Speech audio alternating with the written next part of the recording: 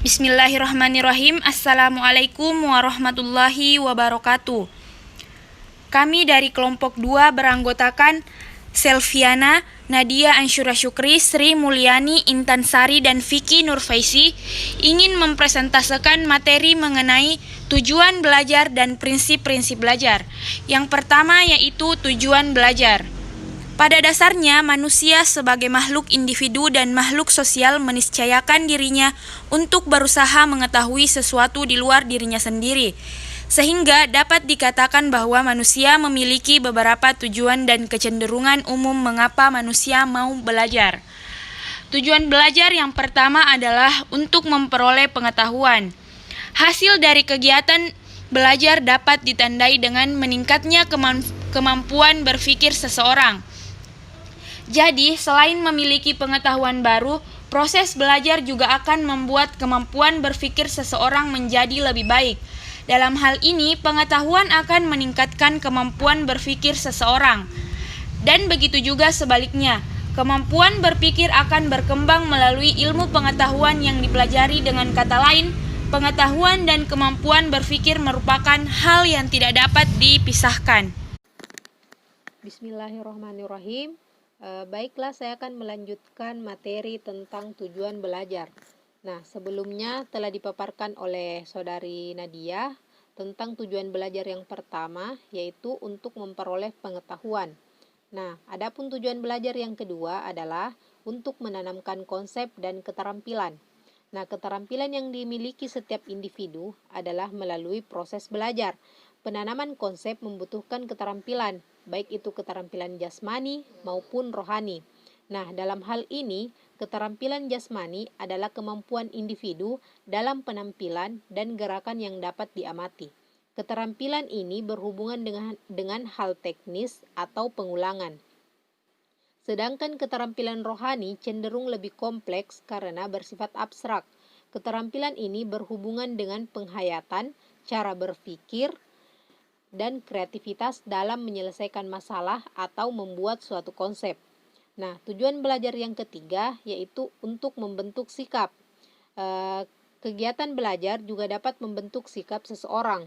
Nah, dalam hal ini kita sebagai seorang pendidik di dalam mengajar, kita tidak hanya mengajarkan pengetahuan umum seperti matematika, fisika, bahasa Indonesia, dan lain-lain, namun hal utama yang harus kita tanamkan dalam diri peserta didik adalah menumbuhkan sikap atau pembentukan sikap atau mental, karena itu akan berpengaruh atau sangat berhubungan dengan penanaman nilai-nilai sehingga menumbuhkan kesadaran di dalam dirinya.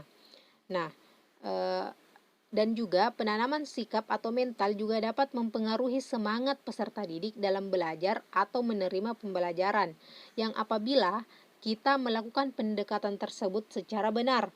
Bagaimana maksud melakukan pendekatan secara benar? Yaitu kita melakukan pendekatan yang bijak dan hati-hati terhadap peserta didik. Karena itu akan menumbuhkan rasa simpati peserta didik kepada kita sebagai seorang pengajar, sehingga peserta didik akan semangat dalam mengikuti pembelajaran yang akan kita bawakan. Nah, selain itu, guru harus bisa menjadi contoh bagi anak didik dan memiliki kecakapan dalam memberikan motivasi dan mengarahkan peserta didik dalam berpikir. Sekian dari saya. Materi selanjutnya akan dilanjutkan oleh teman kelompok saya. Terima kasih. Baiklah, saya Vicky Nurfaisi akan membahas mengenai prinsip-prinsip belajar. Prinsip adalah suatu pernyataan fundamental atau kebenaran umum maupun individual yang dijadikan oleh seseorang atau kelompok sebagai sebuah pedoman untuk berpikir atau bertindak.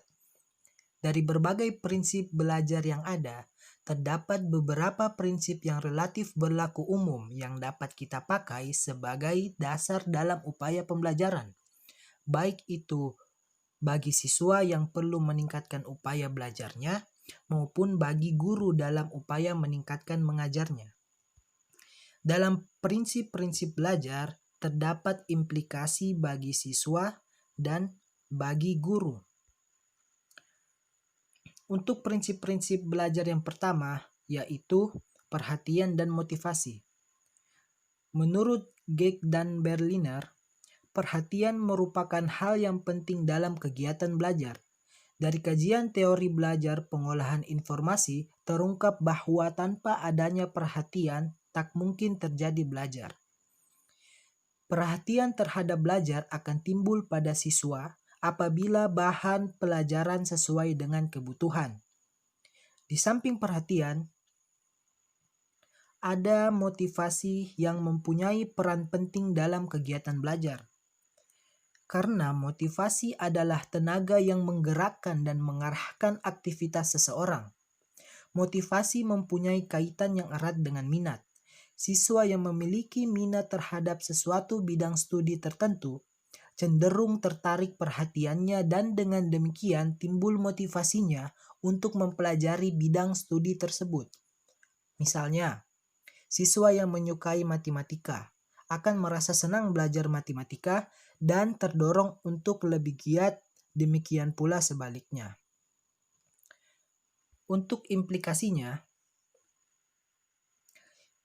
yang pertama itu implikasi bagi siswa. Siswa dituntut untuk memberikan perhatian terhadap semua rangsangan yang mengarah ke arah tujuan belajar. Adanya tuntutan untuk selalu memberikan perhatian ini menyebabkan siswa harus membangkitkan perhatiannya kepada segala pesan yang dipelajarinya. Untuk pengaplikasian bagi guru, yaitu merangsang atau menyiapkan bahan ajar yang menarik, mengkondisikan proses belajar yang aktif, mengupayakan pemenuhan kebutuhan siswa dalam belajar. Misalnya kebutuhan untuk dihargai dan tidak merasa tertekan ketika proses belajar mengajar berlangsung. Nah, demikian apa yang dapat saya sampaikan. Selanjutnya diteruskan kepada teman saya selanjutnya. Terima kasih. Assalamualaikum warahmatullahi wabarakatuh. Bismillahirrahmanirrahim. Baiklah, saya akan melanjutkan materi tentang prinsip-prinsip belajar. Sebelumnya telah dijelaskan oleh saudara Vicky tentang prinsip belajar yang pertama, yaitu perhatian dan motivasi. Nah, yang akan saya jelaskan yaitu prinsip yang kedua, yaitu keterlibatan langsung. Di muka bumi telah dibicarakan bahwa belajar haruslah dilakukan sendiri oleh siswa. Belajar adalah mengalami. Belajar tidak bisa dilimpahkan kepada orang lain. Menurut Edgar Dale, dalam penggolongan pengalaman belajar yang dituangkan dalam pengalamannya, mengemukakan bahwa belajar yang paling baik adalah belajar melalui pengalaman langsung. Dalam belajar melalui pengalaman langsung, siswa tidak sekadar mengamati secara langsung, tetapi ia harus menghayati, terlibat langsung dalam pembuatan, dan bertanggung jawab terhadap hasilnya. Nah, sebagai contoh, seseorang yang belajar membuat tempe, yang paling baik yang dia lakukan apabila ia terlibat secara langsung dalam pembuatan tempe tersebut, bukan hanya sekadar melihat bagaimana orang membuat tempe, apalagi hanya sekadar mendengar orang bercerita tentang bagaimana cara membuat tempe. Prinsip yang ketiga yaitu keaktifan. Kecenderungan psikologi dewasa ini menganggap bahwa anak adalah makhluk yang aktif. Anak mempunyai dorongan untuk berbuat sesuatu, mempunyai kemauan dan aspirasinya sendiri. Belajar tidak bisa dipaksakan oleh orang lain dan juga tidak bisa dilimpahkan kepada orang lain. Belajar hanya mungkin terjadi apabila anak aktif mengalaminya sendiri. Menurut John Dewey, misalnya, mengemukakan bahwa belajar adalah menyangkut apa yang harus dikerjakan siswa untuk dirinya sendiri, maka inisiatif harus datang dari siswa sendiri. Nah, guru hanya sekedar menjadi pembimbing dan menjadi pengarah. Prinsip belajar yang keempat yaitu pengulangan. Prinsip belajar yang menekankan perlunya pengulangan. Barangkali yang paling tua adalah yang dikemukakan oleh teori psikologi daya. Menurut teori ini, belajar adalah melatih daya-daya yang ada pada manusia, yang terdiri atas daya mengamat, menanggap, mengingat, menghayal, merasakan, berpikir, dan sebagainya.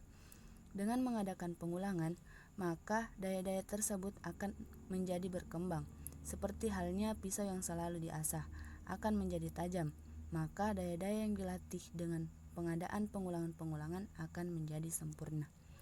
Nah, prinsip-prinsip belajar selanjutnya akan dijelaskan oleh teman kelompok saya. Terima kasih.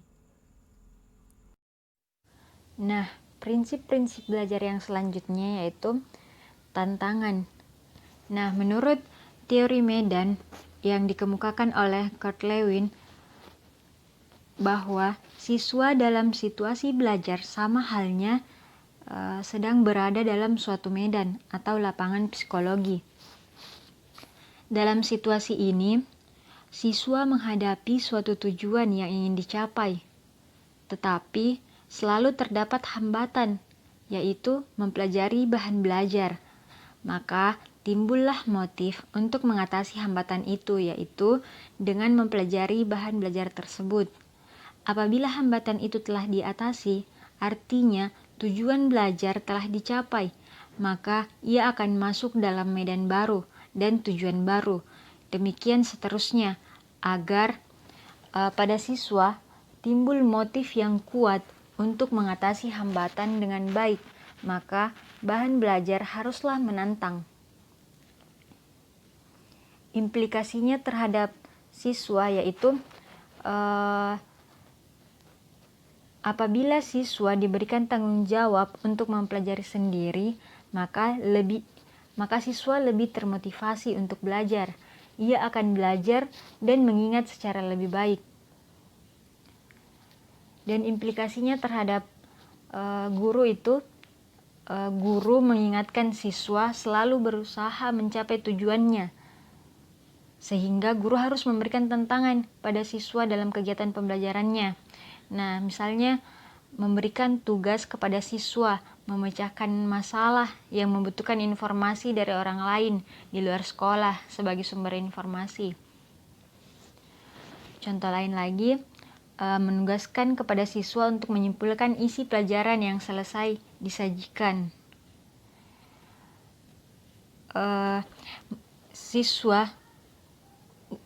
Guru juga dapat membimbing siswa untuk menemukan fakta, konsep, prinsip, dan generalisasi sendiri. Belajar yang selanjutnya yaitu balikan dan penguatan. Prinsip ini terutama ditekankan oleh teori belajar operant conditioning dari B.F. Skinner. Kalau pada teori conditioning yang diberi kondisi adalah stimulusnya, maka pada operant conditioning yang diperkuat adalah responnya. Kunci dari teori belajar ini adalah law of effect-nya Thorndike. Siswa akan belajar lebih bersemangat apabila mengetahui dan mendapatkan hasil yang baik. Apalagi hasil yang baik akan merupakan balikan yang menyenangkan dan berpengaruh baik bagi usaha belajar selanjutnya. Namun, dorongan belajar itu menurut B.F. Skinner tidak saja oleh penguatan yang menyenangkan, tetapi juga yang tidak menyenangkan, atau dengan kata lain penguatan positif maupun negatif dapat memperkuat belajar. Implikasinya terhadap siswa itu, siswa selalu membutuhkan suatu kepastian dari kegiatan yang dilakukan, apakah benar atau salah. Dengan demikian, siswa akan selalu memiliki pengetahuan tentang hasil, sekaligus merupakan penguat bagi dirinya sendiri. Seorang siswa belajar lebih banyak bila mana setiap langkah segera diberikan penguatan oleh guru.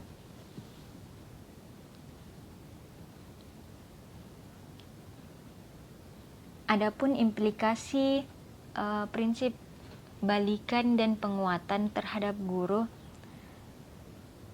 diantaranya memberitahukan jawaban yang benar setiap kali mengajukan pertanyaan yang telah dijawab siswa secara benar ataupun salah.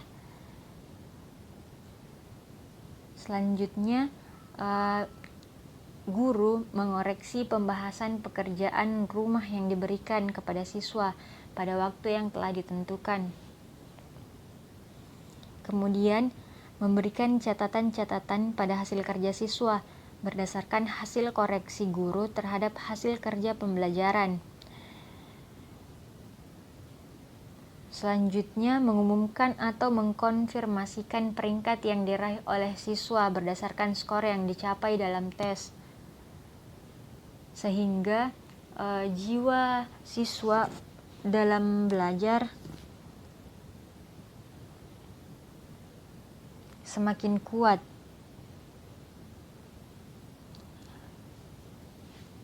Kemudian prinsip belajar yang terakhir, yaitu perbedaan individual.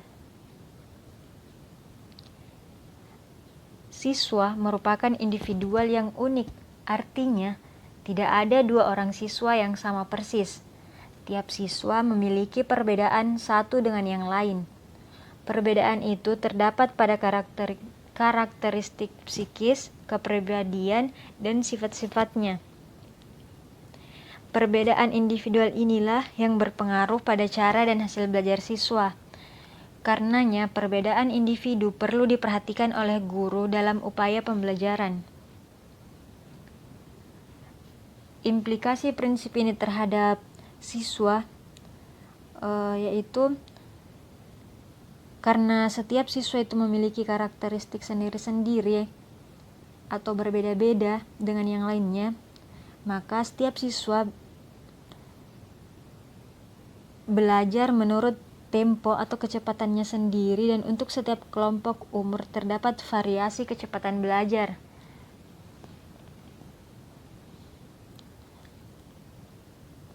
Adapun implikasinya terhadap guru, yaitu setiap guru tentunya harus menyadari bahwa menghadapi 30 siswa dalam satu kelas berarti menghadapi 30 macam keunikan atau karakteristik.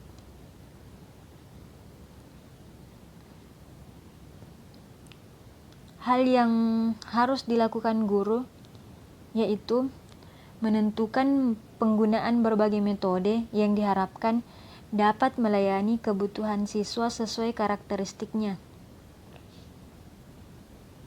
Kemudian, merancang pemanfaatan berbagai media dalam menyajikan pesan pembelajaran. Selanjutnya, mengenali karakteristik setiap siswa sehingga dapat menentukan perlakuan pembelajaran yang tepat bagi siswa yang bersangkutan, dan memberikan remediasi ataupun pertanyaan kepada siswa yang membutuhkan. Ya, mungkin itu saja penjelasan prinsip tujuan dan prinsip-prinsip pembelajaran dari kelompok kami. Wabillahi taufiq wal hidayah. Wassalamualaikum warahmatullahi wabarakatuh.